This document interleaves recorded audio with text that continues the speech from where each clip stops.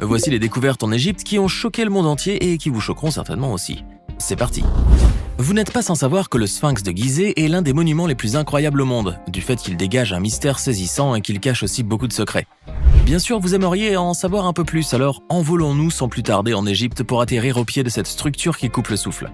Deux historiens, Malcolm Hutton et Jerry Cannon, ont fait des révélations très troublantes sur ce site. Ils pensent fermement que le Sphinx qui se trouve sur le sable du plateau de Gizeh pourrait être la porte d'entrée d'un labyrinthe de tunnels, de passages et de toute une métropole souterraine qui a été perdue aux yeux du monde entier, mais en vérité dissimulée par les autorités égyptiennes. Dans leur livre, les deux hommes déclarent que la première fois que l'on a parlé de cette ville perdue, qui à l'époque était estimée vieille de 4000 ans, c'était dans la une du journal Sunday Express de mars 1935 et que depuis, plus aucune nouvelle n'a été donnée sur elle. Ce qui est certain pour les historiens, c'est que sous le Sphinx se trouvent des tunnels qui mènent à un point secret. Tout le monde serait au courant de cela, mais personne n'en parle. D'abord parce qu'à l'époque, les égyptologues s'intéressaient davantage aux tombes des reines au détriment de ces tunnels. Hutton et Cannon pensent en effet que le trou au sommet de la tête du Sphinx, ainsi que d'autres ouvertures sur la structure, pourraient être des entrées qui mènent à cette ville perdue. Mais ces ouvertures semblent avoir été intentionnellement dissimulées par les autorités. Les auteurs affirment également que la tête du Sphinx semble avoir été faite avec un matériau artificiel et qu'elle a été modifiée depuis sa construction. Celle-ci ne comporte presque aucun dommage ni érosion contrairement au reste du corps, qui est fait en calcaire érodé et qui porte clairement les marques et vicissitudes du temps, ce qui laisse place au doute. Malheureusement pour le moment, il est impossible d'enquêter sur ces déclarations car les autorités bloquent l'accès aux portes du Sphinx sous prétexte que les chambres sont soit bloquées, soit pleines d'eau. Essaye-t-on justement de noyer le poisson ? Je sais que vous êtes déçus et que vous auriez tant voulu satisfaire votre curiosité, mais dites-vous qu'un jour ou l'autre, la vérité apparaîtra au grand jour et elle sera aussi flagrante que le Sphinx lui-même. Alors prenez votre mal en patience et sachez attendre le bon moment. En 2015, Cédric Gobeil, directeur de la mission archéologique française de Der el-Médineh, était en Égypte pour explorer la tombe, la TT 290. Quelle ne fut sa surprise lorsqu'il découvrit une momie incroyable, bien différente de celle qu'il a l'habitude de trouver. Pour l'aider, il invite à ses côtés une anthropologue américaine, Anne Austin. Cette dernière est la première à examiner la momie et elle remarque aussitôt qu'elle la découvre que celle-ci ne possède ni tête ni jambes. Elle semble cependant avoir le corps couvert de tatouages représentant des motifs de l'Égypte pharaonique, une première dans l'histoire de l'archéologie. Ces tatouages avaient été réalisés à peu près comme on en fait à l'époque actuelle, c'est-à-dire en injectant dans la peau un pigment bleu-noir. Cette femme devait avoir entre 24 et 35 ans lorsqu'elle a été momifiée. Elle possède un grand tatouage au niveau du cou et plusieurs autres sur les deux bras, s'étalant jusqu'au coude. Le grand tatouage représentait deux babouins assis, figuration du dieu Thoth, ayant une fonction prophylactique ainsi que plusieurs cobras ondulants. En plus de quelques fleurs et deux vaches dessinées l'une face à l'autre. Selon l'hypothèse de l'égyptologue et de l'anthropologue, cette femme ayant vécu il y a environ 3300 ans, soit quelque temps après le règne de Toutankhamon, était certainement une prêtresse ou une musicienne d'Hathor, ou peut-être même une magicienne, puisqu'elle était la seule parmi toutes les momies à être tatouée. L'égyptologue ne saura malheureusement pas la vérité sur la vie de cette momie, en tout cas pas pour le moment, mais il aura été en revanche le premier à trouver une momie aussi exceptionnelle, ce qui est en soi très gratifiant.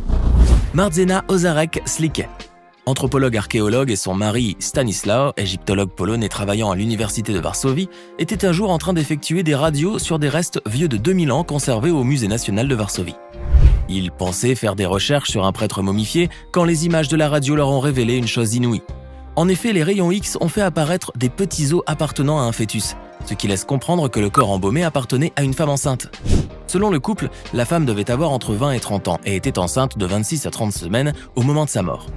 Le couple d'anthropologues ainsi que les scientifiques qui ont participé à ce projet ne sont pas arrivés à savoir pourquoi le fœtus n'avait pas été retiré avant la momification. Mais ils ont néanmoins émis l'hypothèse que la femme tentait sûrement de camoufler la grossesse. Alors qu'on pensait initialement qu'il s'agissait du sarcophage d'un prêtre ayant vécu entre le 1er siècle avant Jésus-Christ et le 1er siècle après Jésus-Christ, au vu des hiéroglyphes que celui-ci comportait, les scientifiques pensent maintenant que la momie de la femme est encore plus ancienne. Ceci va donc les pousser à déterminer l'époque à laquelle elle a vécu, mais également les causes possibles de son décès. Un travail de longue haleine pour ces chercheurs.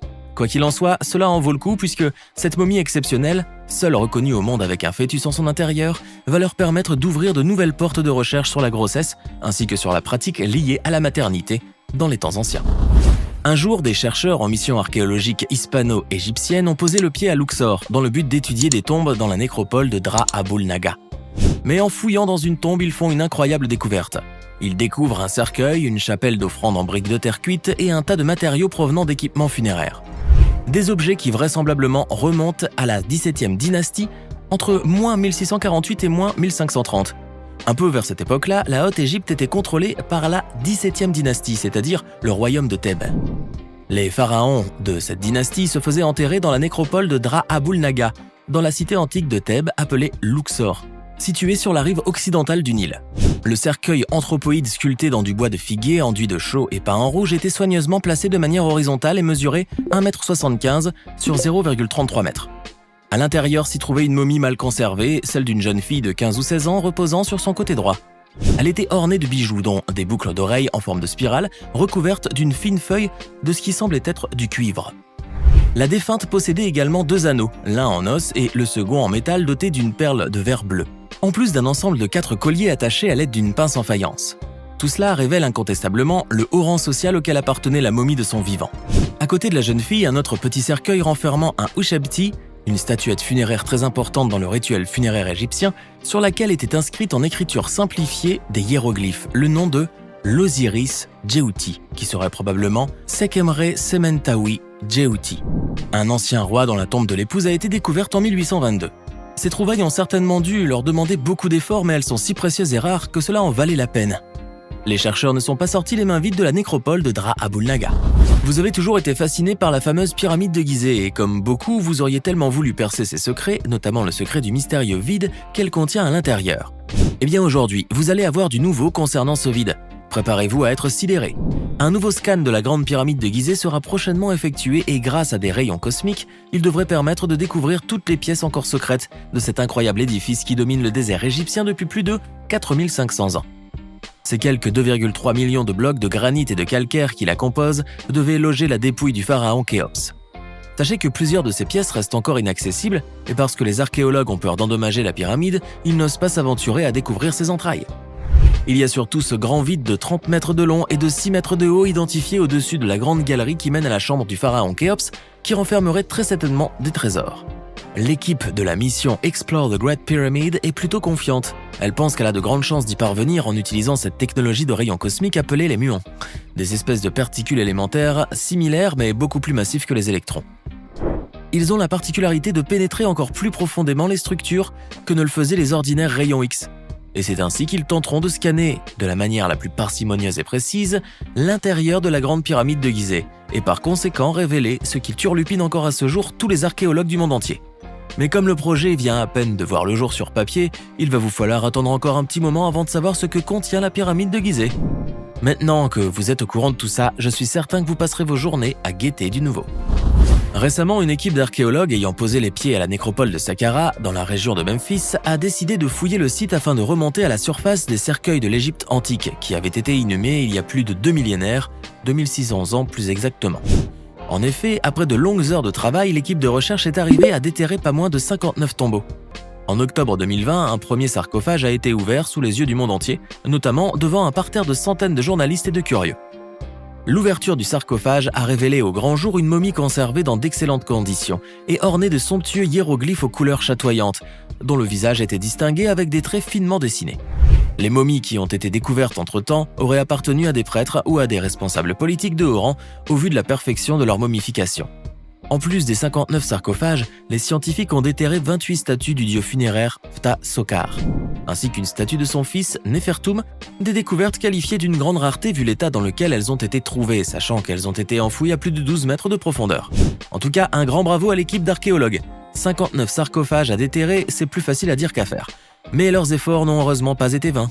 Et cette découverte, comme l'a déclaré le ministre égyptien du Tourisme et des Antiquités, n'est que la première d'une longue série de découvertes pour ces archéologues égyptiens. Dans la voïvodie de Lubuski, à la périphérie de la ville de Gorzo en Pologne, des archéologues étaient en mission afin de faire de nouvelles découvertes dans cette zone au passé historique extrêmement riche lorsqu'ils trouvèrent quelque chose d'inattendu. En effet, en fouillant les sols, ils mirent la main sur une collection d'anciens artefacts en bronze.